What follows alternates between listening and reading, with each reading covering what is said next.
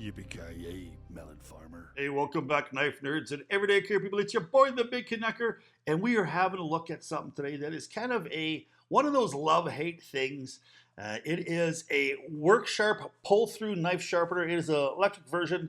They call it the Worksharp Kitchen Knife Sharpener ME, I do believe, down in the States. Here, they've just got it as where they've got the CPE 2-1 kitchen knife sharpener from Worksharp. Here's the box that I came in. It took me a while to find this. Usually I like keeping my boxes. I couldn't find that for a bit, but a little off topic there.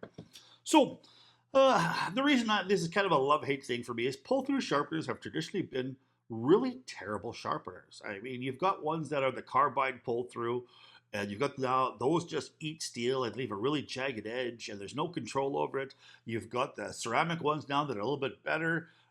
They don't do a fantastic job. It's really hard to reprofile, or almost impossible to reprofile with them. But I just wanted something to quickly sharpen up a knife or tune up a knife, and then use it to, if I'm in a pinch, if I'm cutting up a big roast and the knife goes a little bit dull or it wasn't really super sharp to begin with, I want to be able to pull this out and have a quick 2-minute sharpen and then get on the go again. That's kind of was my thinking of getting this. Now I did kind of use this for quite some time, and I've got, I think, a pretty good handle on what it is. So let's have a look at some of the features. We'll have a look at what it can do, and we'll have a look at quickly sharpen a knife, and that'll give you an idea of what this will do. All right, let's head to the tabletop now. All right, so this here has got a removable top. So as you can see, it has got some looks like some ceramic discs inside there, and they're a kind of a floppy disc, so they will kind of have a little bit of give. There's not a stone inside there, and those things are replaceable too. And let's just see here. You see, open up the back, and then you can see here, that I have been using them. It's kind of a shame that they haven't been able to find a system that'll use kind of from the center all the way out. So it looks like it's just kind of using that little bit here. And even though the rest of this here will all be good, this here will be worn down and it'll be quite a bit more difficult to use. But you can pop these off and flip them around too. So when this does get a little bit dull, you've got yourself the ability just to turn it around, and then you're right back to the fresh sharpening surfaces. Now, inside here, there's also, excuse me one second. Cut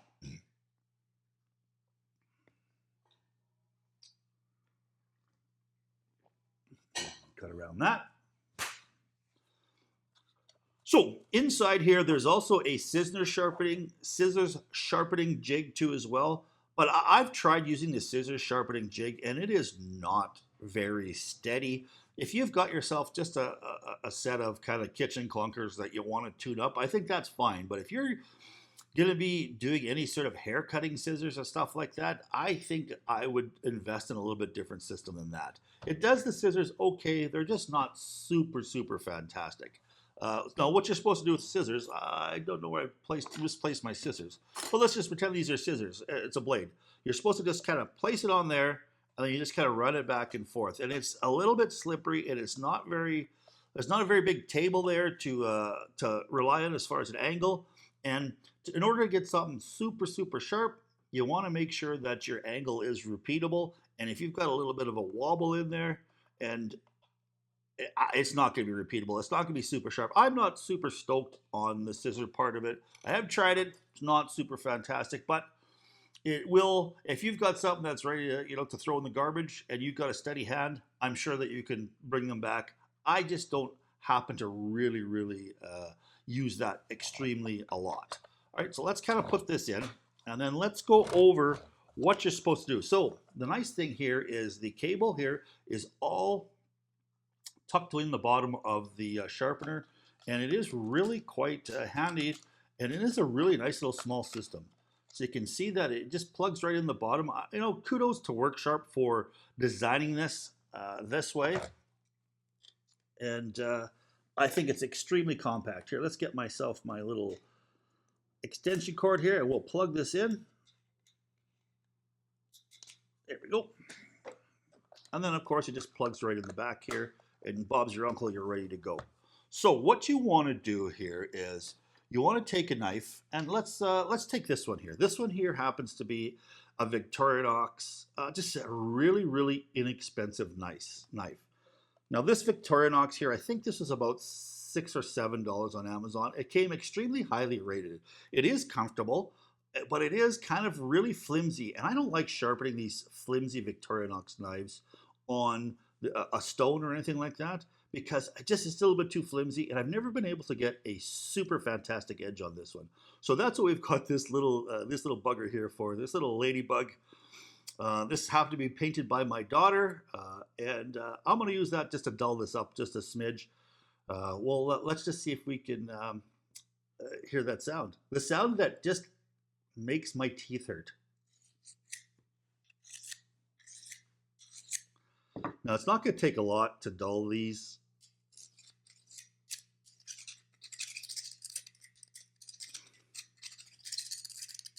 Oh, that's awful.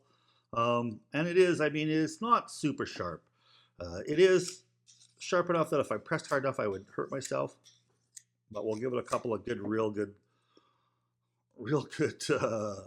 sharpens, or real good pull throughs. And then we'll just grab a piece of paper, and you can see how dull this happens to be. And you can see here, this is just a regular kind of Victorinox. And then we'll see. Oh, she's... yeah. That is awful. As you can see here, let me... Oh, she kind of got through there, but really quite jagged. This is not very sharp at all. So let's put that aside.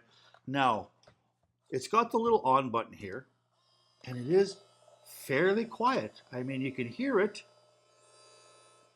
but it is extremely quiet. It's not going to make a huge amount of noise at all. And now what you're supposed to do is you're supposed to place your knife in here, have your angle, press it against the center, alternate sides. Okay? Now they say do it 5 times each side. Now the one thing about this, if you're going to do that, when you first get some knives in here, sometimes, because these here is set at 20 degrees. So if you've got a knife that is set at, say, 25 degrees or 22 degrees, you're not going to apex it right away. You might need to do a couple or 3 or 4 or even 5 stroke cycles on each side. And the reason I go 5 strokes is because this thing here, once it turns on, it's only on for a specific amount of time, and then it shuts itself off. And you can only get about 5 on each side, depending upon the knife and stuff like that. But most times you can only get 5 on each side. And so when you do that, you're going to probably, chances are, you're not going to apex it all the way if it's something that's super, super dull or something that's got kind of a really coarse angle on it. Okay, so and of course, if it's got like a 17 or something like that, you should hit it right away. It'll eventually, the bevel will get to 20 degrees.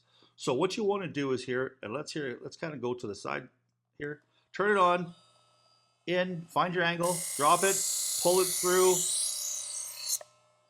about 1 second per inch.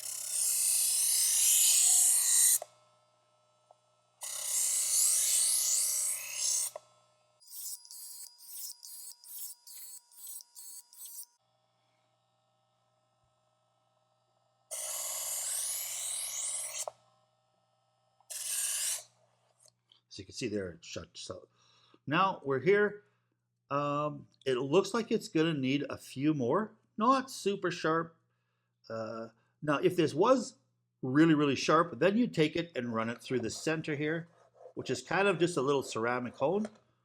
And it's not sharp enough yet. It needs to go through a few more times. So like I said, it is not super, super aggressive. It mostly just touches up the edge. With enough time, it will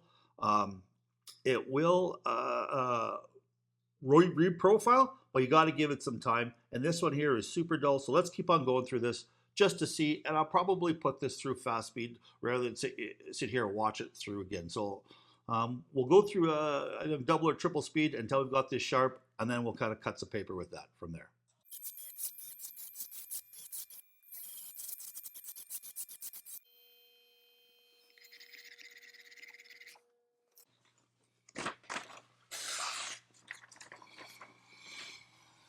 Okay, we've kind of got it back now. Now, it did take a little bit of time to get this done here. I was really having to go through this quite a bit. So, I mean, I think I did 3 or 4 cycles, including even going back and forth, back and forth, back and forth, back and forth.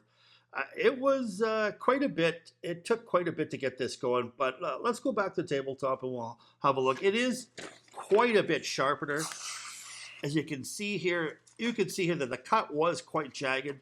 Now we're kind of through there, so we're into being able to slice some vegetables and stuff like that. Really quite a bit better. So once you kind of do your side to side, then you kind of go over through the hone. Now the nice thing about this hone here is you don't necessarily have to use it just after you're done sharpening. If this starts to get a little bit of dullness to it, I can kind of put it back in there and give it just a smidge of hone, and it's back to being a lot better. I think it's a little bit nicer than kind of stealing something. Just to kind of go back and forth, there's a lot less kind of air that way. Now I do have sharpened quite a bit of my other knives in there, including this one here. This is a great little counter puppy. I love this knife. Even something like this I've kind of put through there. It's a little IKEA, just a little paring knife. It's got a nice big handle on it, and it will kind of give it a little bit of a touch up too as well. So I mean, none of them are super hair whittling razor sharp, and I'm really super spoiled with that. Like if I take out what I'm carrying right now, which happens to be this stitch here it's whisper quiet through this paper. Like it is like completely just like butter. Like it is right through, and you're not going to get that same kind of level of sharpness with something like this, but you are going to get a safe, effective knife. And the other thing that I do sometimes after I'm done that is I'll give it a little bit of a strop on just a kind of, this is a nice little KitchenAid or Kitchen Plus, I think is what this strop is called. And it gives you just a little bit more. And then I'll even kind of sometimes finish it off. This side here is just got some diamond emulsion on it.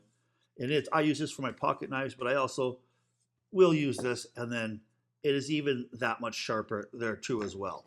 All right, so it's not all 100%. Like it's not all perfect. There is some things you need to be careful of. This one here is kind of a long. It's a set my wife and I got for our wedding.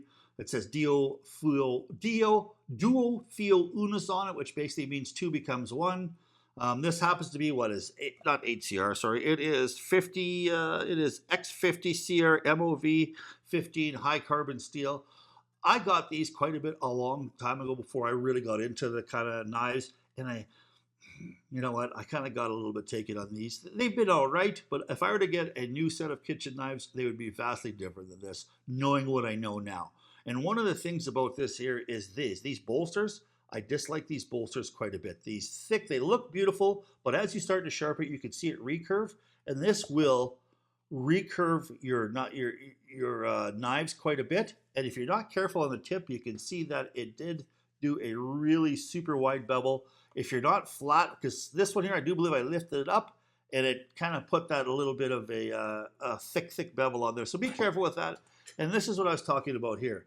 As you can see here, is sometimes it'll take the heel of your knife and it'll round it off a little bit, or it'll recurve. So you just got to be careful when you kind of drop it in there that you're not putting it in there and you're not holding it for a second. That seems to be where you round off those heels, is if you kind of drop it in there and you hold it for a second. The other thing is kind of make sure that you take, oh, I popped that off there, no problem. Here, let's unplug this so I don't start it off all myself.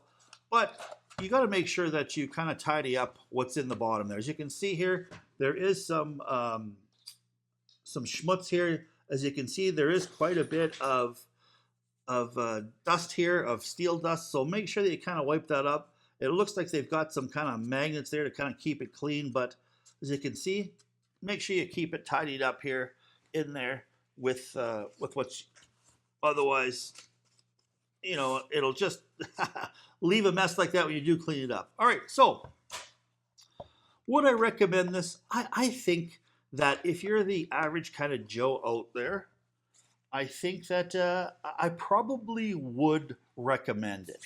It has kept my kitchen knives fairly tuned up, not too badly. If I need to reprofile, like if I need to reprofile, I need to really go to a real super dull knife. I'll use this right here. I'll use this diamond, and this is inexpensive. I've got some DMT ones that I'll also use as well. I just happen to throw out this one because it's so compact. It sits in my kitchen drawer, and if I need to pull it out, I can just take it and I can give it a little bit of a quick, and she's ready to go. Bob's your uncle. I like that, and it's got a wicked edge on it. But I have extremely well versed in sharpening with the stone. And if you're not extremely well versed sharpening with the stone, and you're just an average guy out there who doesn't collect pocket knives and know everything about sharpening, this will work. This will do all right. This will keep your kitchen knives nice and tuned up, and it will do a fairly good job for you. If you're a super knife guy out there, I'm not 100% sure that this would be for you. Because I think you're going to be a tad disappointed in the edge that it leaves you right off the bat. Because I like my knives shaving sharp. And if they're not shaving sharp, as you can tell, I like to shave. I like my knives shaving sharp. And if they're not shaving sharp, I'm not super happy. And this is not going to give you a super sharp shaving edge. So take that for what you want. If you're a super knife guy, I don't think this is for you. If you're kind of a guy out there who doesn't know how to sharpen knives or doesn't care to learn sharpening knives, I think this is a better, fairly inexpensive at around $100 Canadian, $70 American. I think that's fairly inexpensive to keep your knives nice and tuned up, because knives, if they're not sharp, they can be dangerous because you're kind of pressing way too hard. They slip and they go into your thigh or they go into someplace else. And I gotta tell you, man, I'm going to leave another little, just a little picture at the very end here of what's going on with my leg. I dropped my XM24 on it, and I put quite a slice into it. That's what a sharp knife can do for you. It was a little bit kind of a bonehead move on my part, but just at the end, there'll be a little bit of a picture there. Check that out. Please stay safe out there. Keep your stick on the ice, the shiny side up. This is the Big Canucker saying adios.